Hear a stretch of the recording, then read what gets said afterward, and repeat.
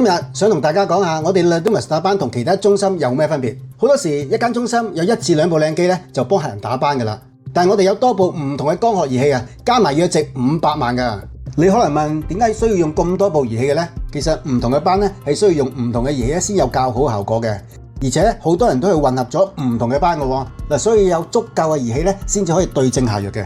就算係好容易清除嘅雀斑啊，都有好多種唔同嘅打法嘅。例如用 Pico 皮秒或者係1064立秒，可以用打結焦嘅方式。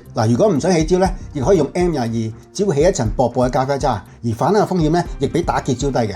如果唔想打結焦又唔想起咖啡渣咧，就可以用 Pico 嘅皮秒或者係1064立秒慢慢掃嘅方式去打㗎，但要打多好多次先可以清到嘅。如果係荷爾蒙班咧，我哋唔建議用 Pico 皮秒或者係高能量1064立秒嘅，要用毫秒，例如 M22、XLV、XLV Plus 呢啲嘅溫和打法。如果係拳志嘅話咧，打法就同荷爾蒙班剛剛相反㗎。要用 Pico 嘅皮秒或者高能量嘅1064立秒嘅猛火力打法嘅。我哋唔止喺儀器上有分別啊，而且我哋更重視咧就係皮膚分析。每次打班前咧，我哋都會花大量嘅時間用儀器詳細皮膚分析嘅，確保準確判斷色斑嘅情況。而且每次我哋都會評估上一次嘅效果，需唔需要轉換打法咧？咁樣做就可以盡量避免客人浪費時間同埋金錢㗎。除咗儀器同埋專業嘅皮膚分析之外咧，我哋仲會配合我哋嘅自家研發技術嘅。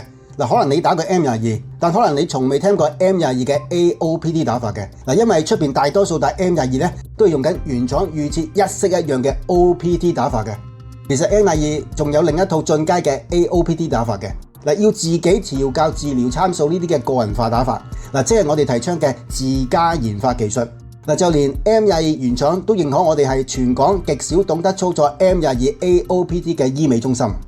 如果用 M22 原廠預設嘅一式一樣 OPD 打法打雀斑咧，打多次都未必能清除啊！如果打荷爾蒙斑咧，亦難有理想效果啊！